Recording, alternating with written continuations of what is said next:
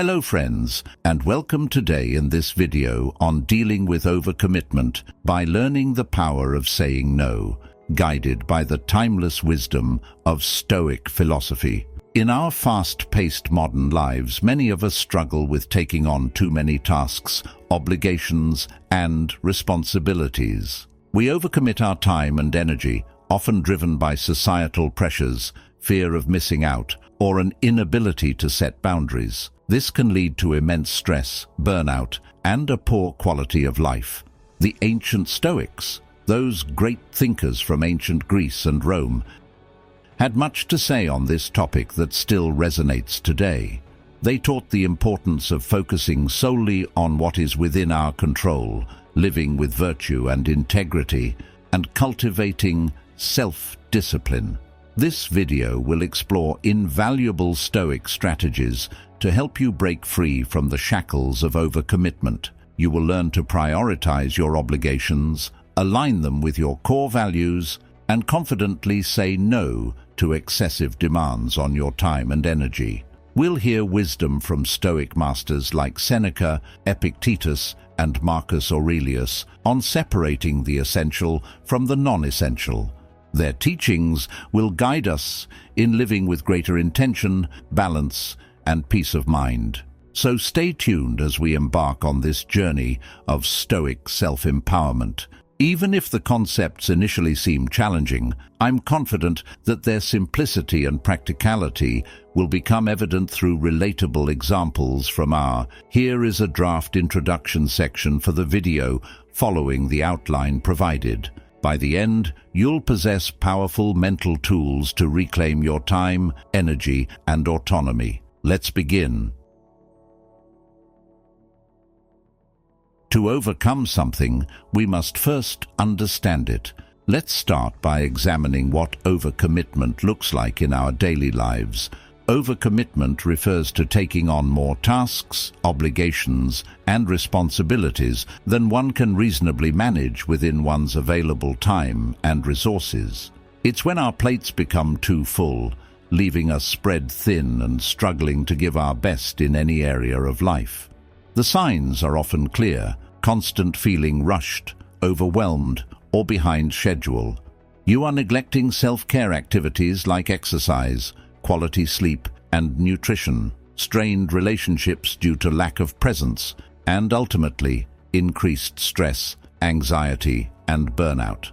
The Stoics warned against this unsustainable state, preaching living simply and within one's means. As Seneca said, "Set aside a certain number of days, during which you shall be content with the scantiest and cheapest fare, with coarse and rough dress, saying to yourself the while, 'Is this the condition that I feared?'" Just like practicing poverty for a few days reminded the Stoics of what mattered. Being aware of overcommitment reminds us that we cannot keep piling on indefinitely without consequences.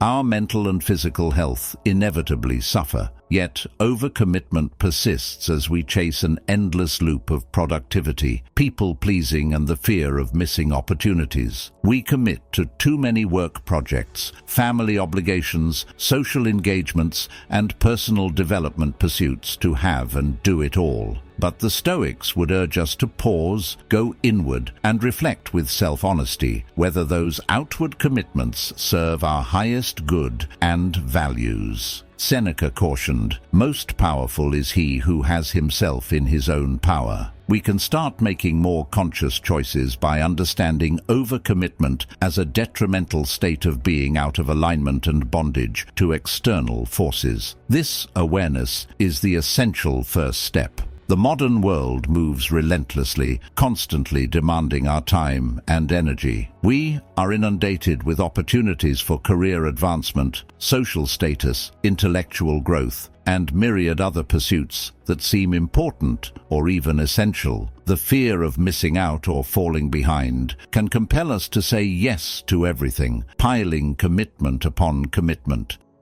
Yet the harsh reality is that we are merely human beings with finite resources. Our attention, energy, and willpower are limited, despite our ambitions or determination. When we overextend ourselves, something inevitably needs to be addressed in the process. Our health may suffer from poor dietary habits, lack of sleep and exercise, or our key relationships become strained due to constant distraction and absence. Our work performance may decline from rushing through tasks in an agitated state, or it may be our inner well-being that gets sacrificed as we have no time for solitude, contemplation, or simply being in the present moment. The Stoics recognized the folly of such overindulgence in externals and commitments at the expense of our core selves. Epictetus admonished, "Wealth consists not in having great possessions, but in having few wants." By wanting and craving less from the external world, we free ourselves from the relentless striving and burden of overcommitment. Marcus Aurelius echoed this sentiment, writing, "It is not so much what your circumstances are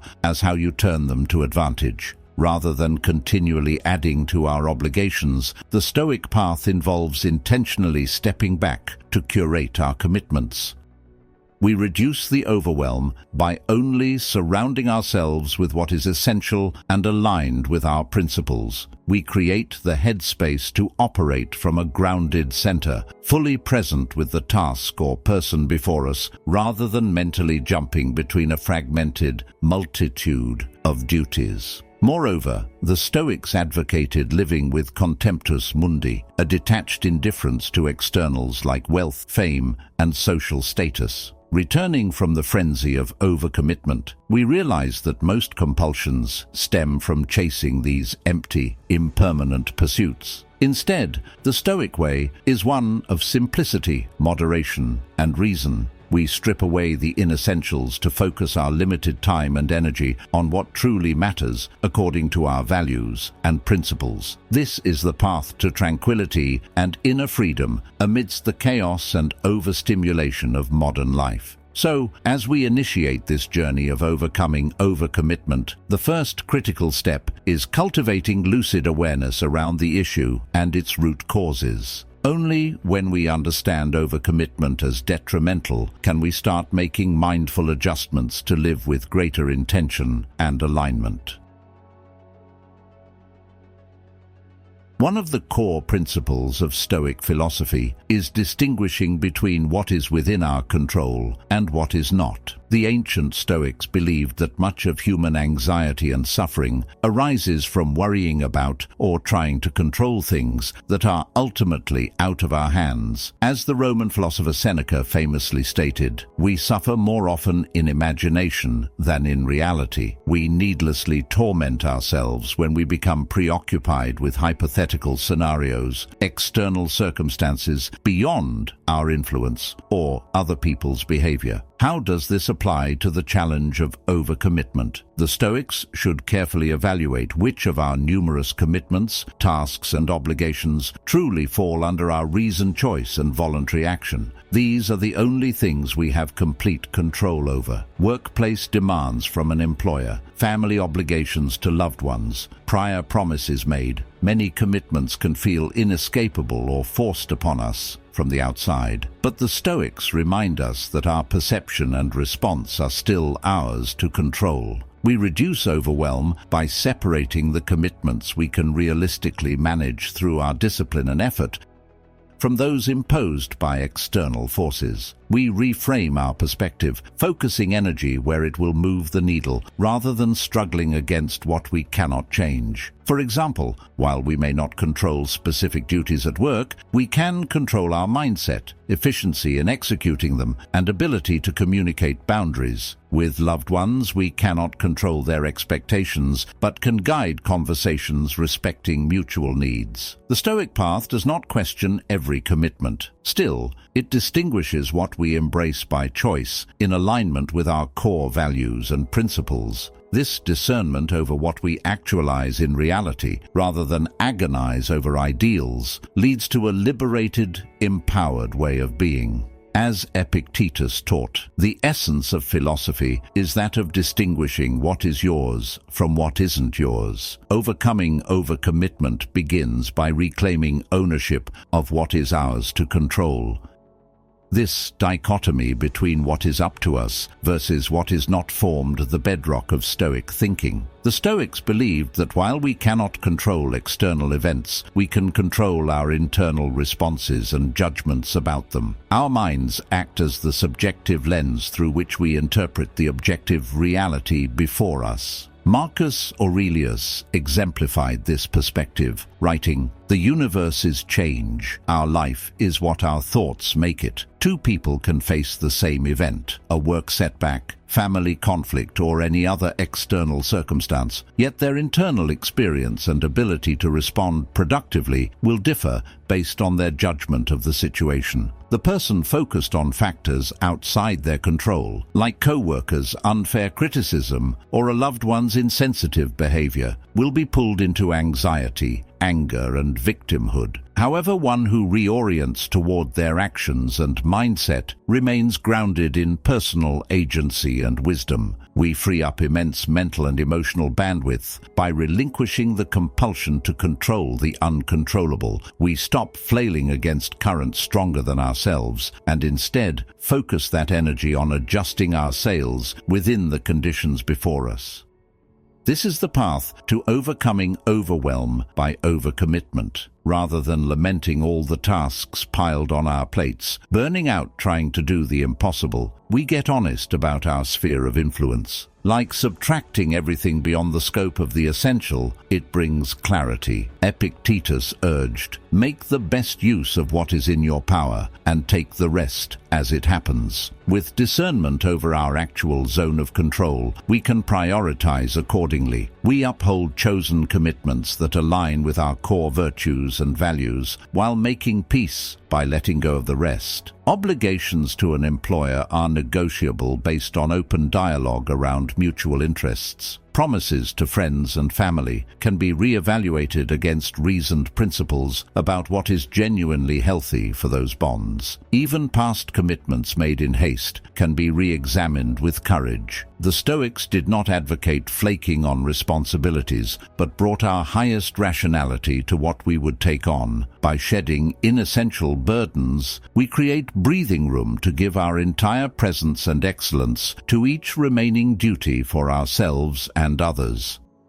There is immense liberation in no longer spreading oneself thin, but centering energy on manageable areas of direct influence. This level of intentionality nurtures our ability to make skilled, ethical choices, both in the planning phase and amidst life's inevitable changes and curveballs. We become more responsive rather than constantly reactive. Ultimately, the Stoics viewed life as loaning temporary circumstances for us to practice wisdom and virtue. We cannot ultimately control whether those circumstances align with all our preferences, but we can fully control our use of reason, courage, humanity, and self-discipline with them. We gain immense power by distinguishing the arena where our will and actions govern from the domain ruled by external factors. Not power over the world, but sovereignty over our own conduct and inner state, the only things that were ever ours to begin with. This reclamation of control within our sphere opens the path to overcoming the delirium of overcommitment.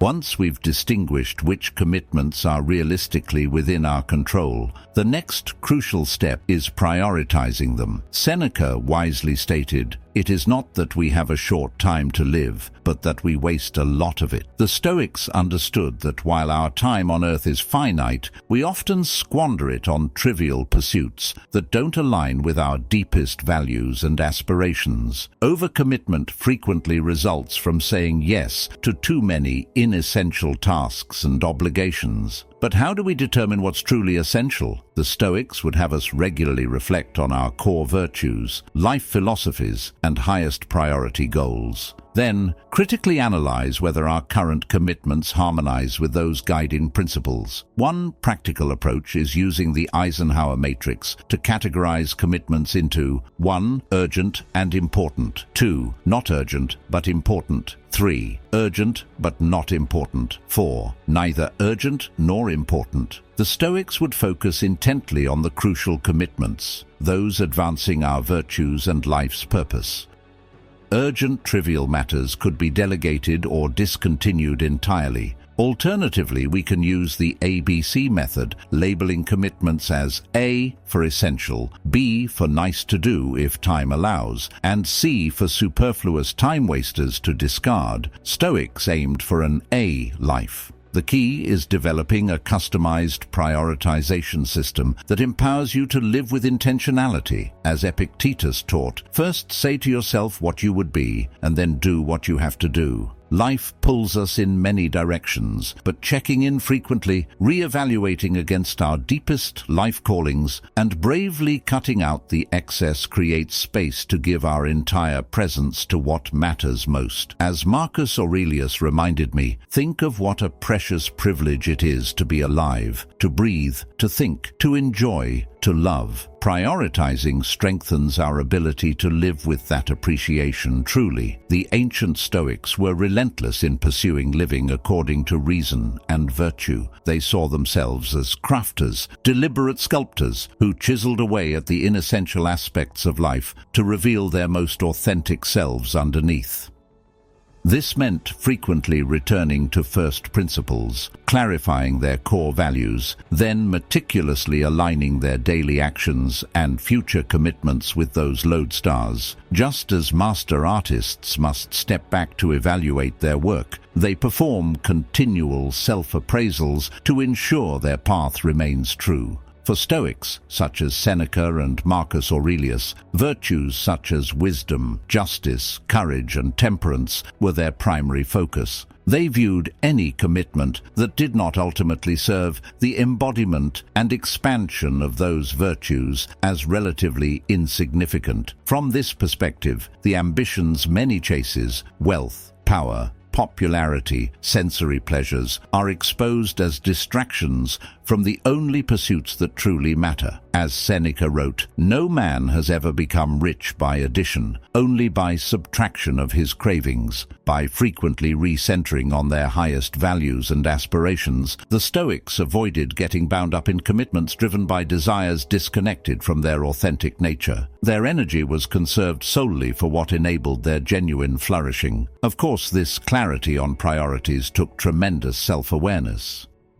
Honed through daily rituals of meditation, journaling, and intentional living, the Stoics worked diligently to understand themselves, their judgment biases, ego fears, societal conditioning, etc. That insight made their motivations for various roles and responsibilities more evident. They evaluated each potential commitment through the lens of personal truth and wisdom. Would this serve their growth in virtue or merely indulge temporary whims? Could they engage with focus and full presence, or would they inevitably be half-hearted? Did it align with their ultimate purpose on earth or generate busyness? This level of discernment allowed Stoics to cut through the noise of social pressure and perceived obligations. They could respectfully say no to solicitations that, while perhaps urgent or flashy on the surface, failed to pass the litmus test of serving their highest aims. Furthermore, the Stoics recognized that maintaining perspective on life's bigger picture was critical to wise prioritization. Epictetus cautioned, "Don't demand that things happen as you wish, but wish that they happen as they do happen, and you will go on well."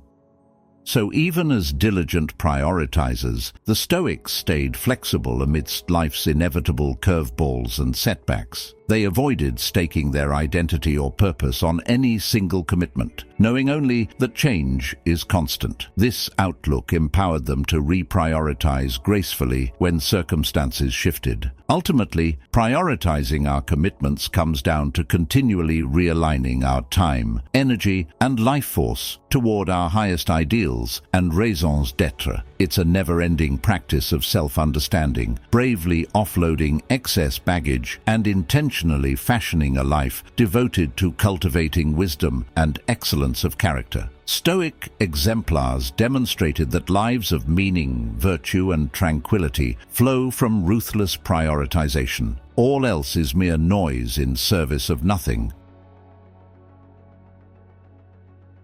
With a clear understanding of our highest priority commitments, we must develop the fortitude to say no to the non-essentials that threaten to overload us. As Marcus Aurelius stated, "If it is not right, do not do it. If it is not true, do not say it." The Stoics preach the virtue of acting with integrity, refusing to violate one's reasoned principles merely to please others or avoid discomfort. Overcommitting out of social pressure or fear of disappointing people is misaligned with this philosophy. When we say yes to commitments mentally flagged as B's or C's, those much lower priorities that don't serve our core values, we dilute the time and energy available for our A's, our highest callings. We diminish our power to lead an integrated, intentional life. Of course, saying no is extremely difficult, especially for people-pleasers. It can feel rude, selfish, or like we're letting others down. Our instinct is often to avoid the temporary discomfort of that conversation. But the Stoics would advise doing the more challenging thing, being truthful about our limited capacity, setting proper expectations, and staying resolute in upholding our boundaries. As Epictetus taught, if you don't wish to be a miserable person, don't be a person of many pursuits. With practice, we can say no with empathy, tact, and confidence, and we can say that preserving our ability to show up for life's essentials is better than overextending it. Perhaps I appreciate you considering me, but I must regretfully decline to preserve work-life balance. We lighten our burden by shedding extraneous commitments that don't align with our values and priorities. We reclaim sovereignty over our most precious resources, our time, energy, and entire presence for what truly matters most. The power of no is the power to craft a life of focused excellence over frenetic mediocrity. Seneca said, "A great person is ever unhurried and composed." With discernment, we too can cultivate that centeredness. Saying no can be incredibly challenging when the ask comes from a position of authority, like a superior at work requesting we take on an additional project. The conditioning to obey can run deep. However, the Stoics would remind us that we are only truly free when governed by our own reasoned will rather than external pressures. As Epictetus declared, no one is free who is not master of themselves. While prudence in communicating a no is wise, the Stoics saw compromising our core values out of deference as debasing our highest selves. They prioritized the sovereignty of the rational mind over pleasing or appeasing others' demands.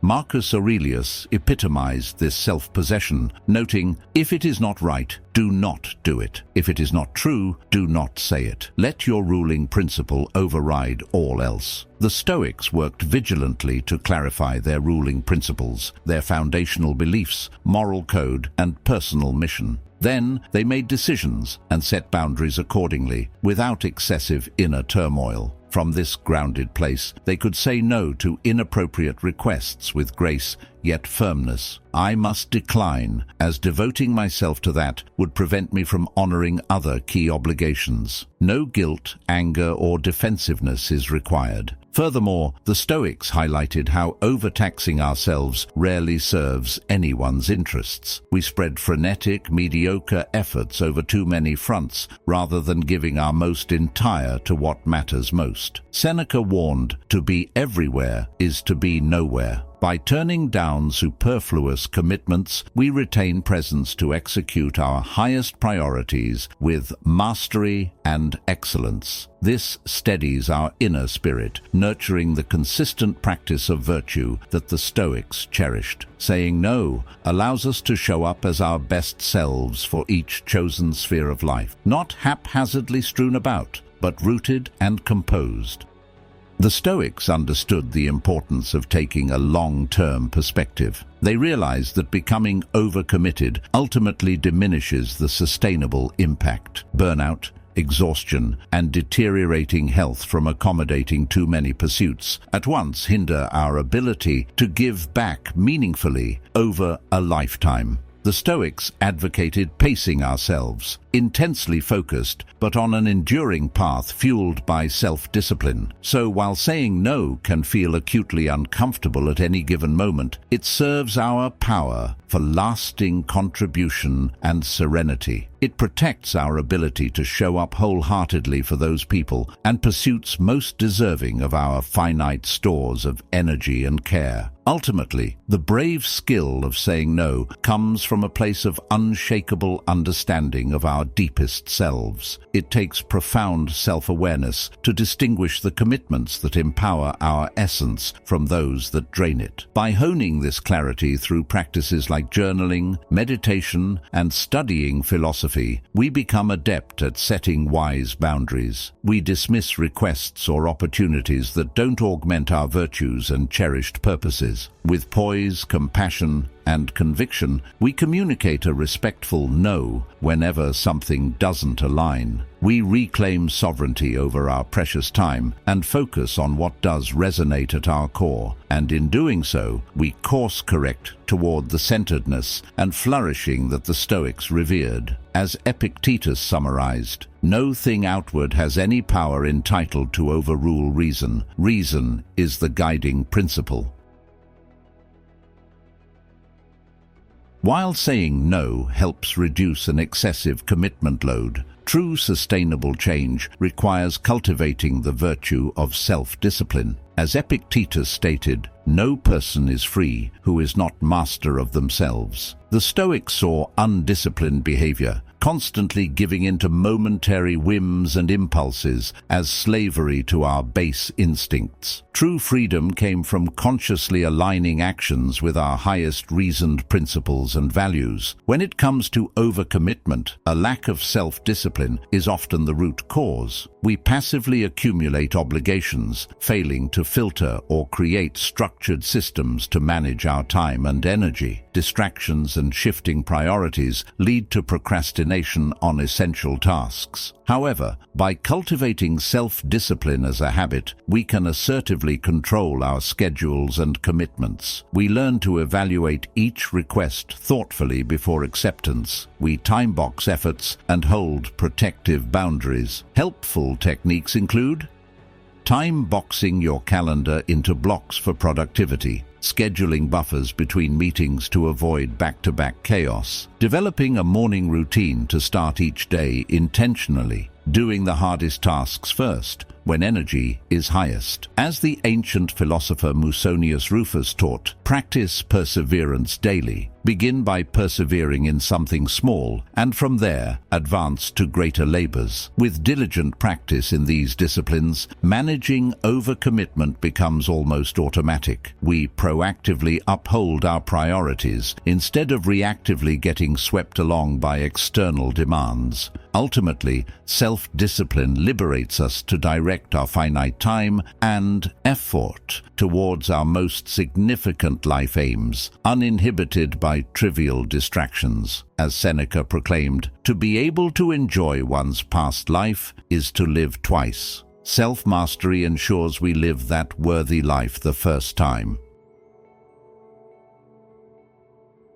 The final key to effectively combating overcommitment is the Stoic practice of continuous self-reflection and improvement. As Socrates stated in a quote that greatly influenced Stoic thought, "The unexamined life is not worth living." The Stoics knew our busy lives could become mindless routines disconnected from our core intentions. We must pause realigning to ensure we can realign held values and principles without pausing to reflect. This is why techniques like nightly journaling, twice-yearly retreats, examining one's progress, and daily meditation checking in with our inner guidance were vital. These practices created space to assess whether our current commitments were worthwhile investments, honestly. For example, a weekly review may reveal a commitment, such as attending neighborhood association meetings, which feels mandatory, yet brings little fulfillment. This signals an opportunity to reevaluate discontinuing it. Alternatively, a personal goal to learn a new language may have fallen by the wayside due to overwork. With intentional reflection, we're reminded to course correct by protecting time for that commitment. The Stoics saw life as continually striving towards our ideals while adapting to changing conditions, regularly revisiting our reservations of time and effort with courageous honesty about what must go or stay, prevents stagnation and overcommitment creep. Seneca advised, "There is nothing the busy person is less in control of than their own life. But through diligent self-examination and realignment, we steer ourselves towards our highest aims." Overcoming overcommitment is an ongoing practice of distinguishing essentials, setting boundaries, and honoring our limited human capacities. Yet that path ultimately leads to living coherently, at our maximum potential, in service of what matters most.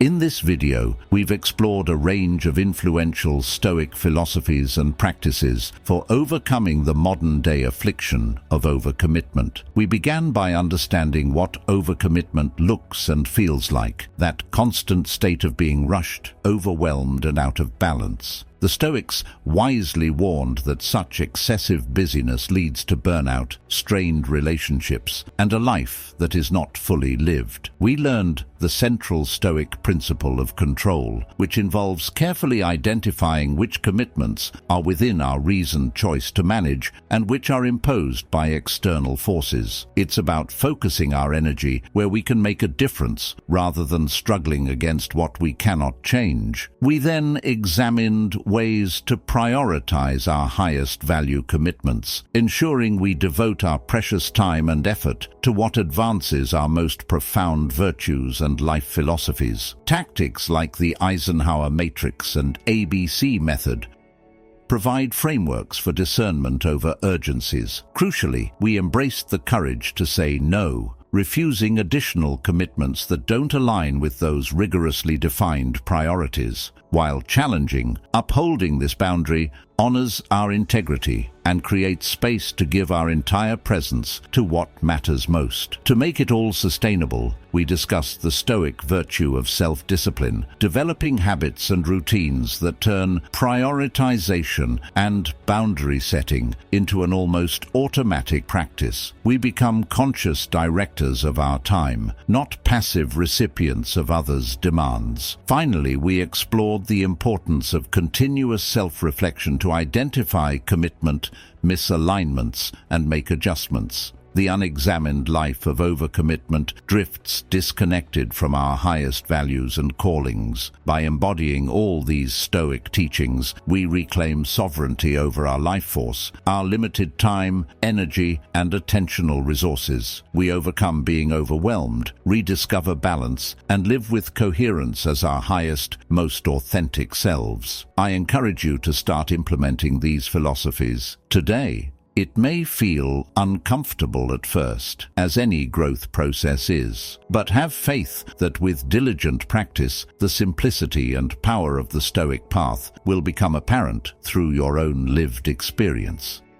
You'll begin savoring exquisite moments currently buried under commitment clutter. You'll experience a resounding sense of ownership over your daily existence. And ultimately, you'll live more intentionally, free to direct your finite human life towards your biggest dreams and highest ideals. Please share your journey of applying this wisdom in the comments below. Let's create a community of accountability and mutual encouragement as modern Stoics overcome overcommitment. If this message resonated with you, please like this video and subscribe for more philosophical perspectives on thriving amid our hectic modern world. I'll continue bringing lessons from the ancient Stoics and other wisdom traditions to light a brighter path forward.